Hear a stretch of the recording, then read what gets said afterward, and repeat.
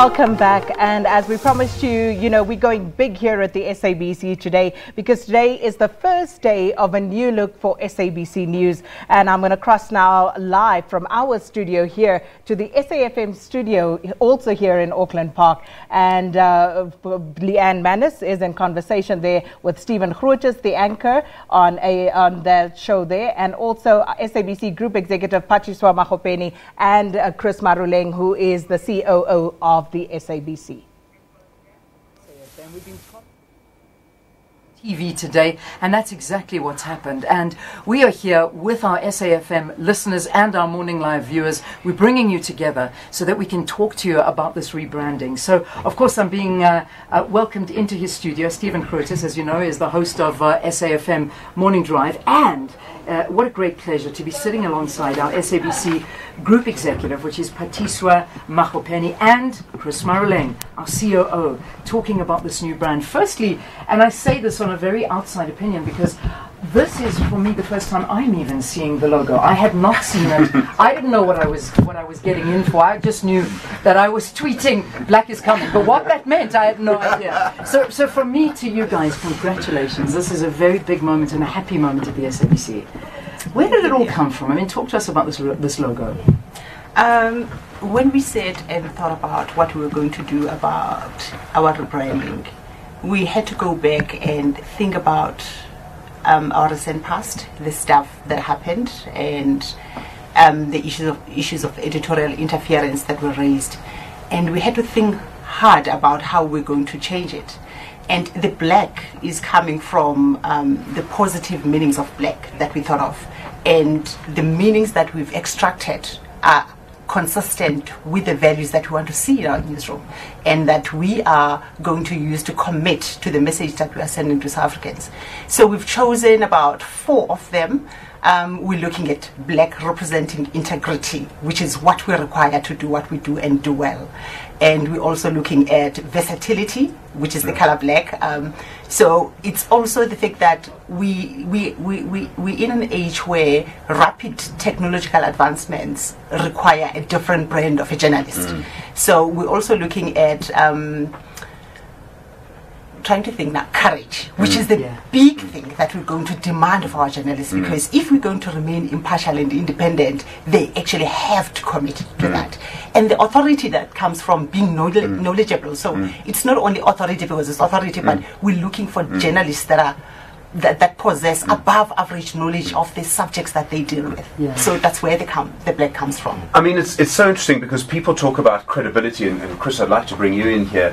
People sometimes forget how important credibility is to a brand, how important it is. If you want to just be profitable and just break even, you actually have to have a credible brand. Absolutely. I think one of the key things that has underpinned the whole rebranding exercise is really to ensure that credibility is restored, the reputation that everyone has been talking about that was affected by our recent checkered history needs also to be addressed. So the branding exercise is not just about the look and feel, but it's actually about repositioning the credibility, the trustworthiness, the independence of the news brand, so that we can regain these higher audiences that we have lost in the past due to this diminished reputation. But ultimately, I think what we're seeing is the news in microcosm, representing some of the structural shifts that are happening at the SABC overall. Chris, this is a big promise. You know, I mean, independent, full stop, impartial, full stop. I mean, it is, we're a public broadcaster, we have a mandate, and unfortunately the mandate has been abused in past years. I mean, we've seen it happening. Like I say again, it's a big promise. Do you think that we are going to be able to fulfill it without interference? Absolutely. I think what really gives me the courage to say absolutely is because of the support that we have from our board.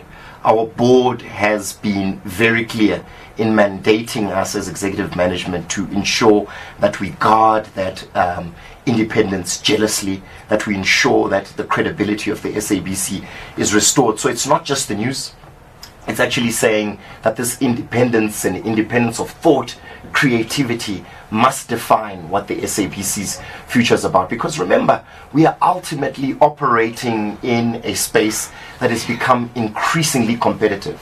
Our failure to restore credibility, to restore this independence of the SABC brand, not just news, will result ultimately in us further sliding backwards. But the future is looking good right now.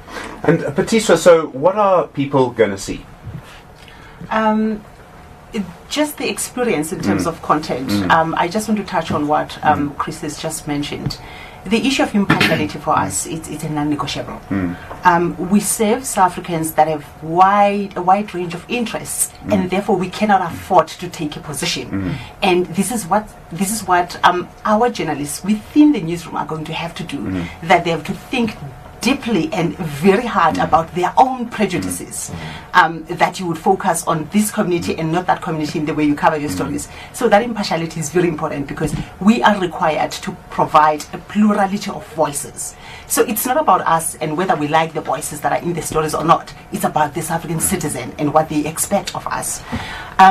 So that's just one part. But in terms of editorial independence, if we're going to talk about interference, we're looking beyond political interference. We're looking at commercial interference, and we're looking at interference by special groups.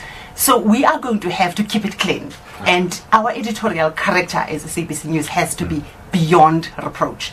And this is even more important that we're going towards elections and we are going to be scrutinized. And the fact that we've decided to go out there and say we are independent and impartial, we want the South African citizen to hold us to account for the claim we've made. We're going to lose the TV feed in a moment, but I'm keeping both of you here. Good. Oh, you're going to keep them going. All right. I'm looking. We've got 2 minutes to go, so I'm stealing a question here, and I think it's an important one. Perhaps maybe you can both answer it. What was the damage caused to the SABC brand over the years? And do you think that through this new rebranding and the way things are looking and going now, we can win them back? You mentioned there's tough competition out there. And if we look into the future, there is tough competition coming. So let's talk about the damage that's been done to the SABC and how can a brand recover? So if you think of brand as just fancy wrapping paper that you put around a product like the SABC News, you've actually misunderstood what a brand is. We believe with Phathiswa that a brand is a lived experience. The damage that was done in the past was because of bad management. It was because we did not engage in the best processes of governance. We were not impartial. We allowed the newsroom to become highly politicized and ultimately also to come under the influence of all sorts of people because we did not define who we are. What we're saying about the brand right now is that it's going to be a lived experience where we want the best people telling credible news, going back to basics, ensuring that ultimately in everything that we do, that this lived experience of being impartial and independent is something that is fused into the culture of the newsroom, of the SABC, so that ultimately the beneficiaries of this are the people of South Africa. Phathiswa, do you want to add to this? Yes, what I'm going to add is the fact that what I found when I got in was a sense of fear. And that kind of fear led to indecision because people weren't sure of the nature of decisions they were making and not sure whether they were the right decisions to make in terms of editorial calls.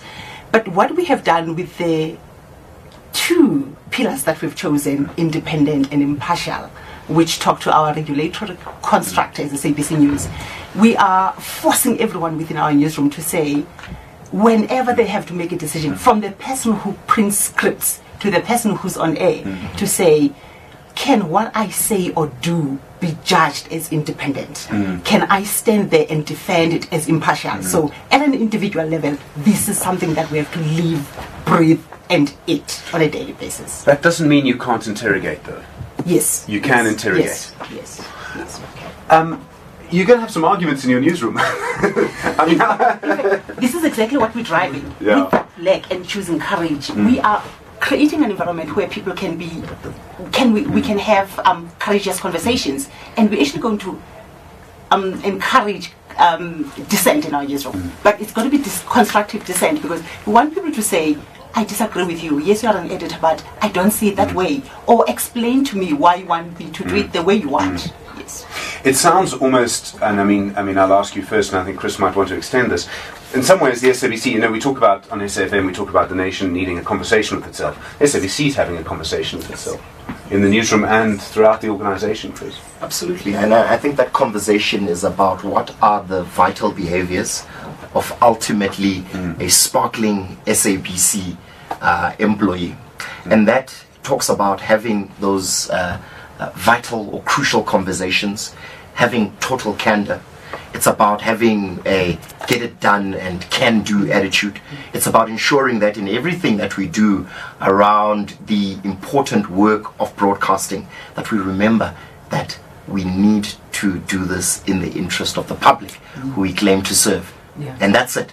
And if we put South Africa first, we put our public first, we can't go wrong here. Cost implications. We got a minute until news, but I think maybe a lot of South Africans are asking this question. I pay my TV licenses, and you guys are struggling at the moment, and now you're going on this big rebranding thing. The cost implications to the SABC? Look, there will always be costs, but ultimately, if we are spending the money of the public in the right way, ensuring that they have now quality news, they have quality talent that brings them the best kind of news in an informative way. We'll soon also be making serious investments in the online space, that is what we describe as over-the-top OTT. So one of the key things about this new black that the news has launched is that it will underpin the movement towards developing an application for the SABC. That's an app. That will be one of the key features of the dynamic changes that you see. So look, Leanne, we're not throwing money into wasteful things, but we're throwing things that will enrich and inform and educate and entertain the people of South Africa. Well, I think my viewers and your listeners missed my air punch at the app. It's finally coming. Anyway, I'm going to link out of here. You do your thing. We're going to go to our news on Morning Live. Leanne Manners, thank you so much. Phathiswa Magopeni, nice. Thanks so much for coming in. Chris Maroleng, thank you. Thank you, sir. You're with SAfm Sunrise at 7 o'clock. Thank you.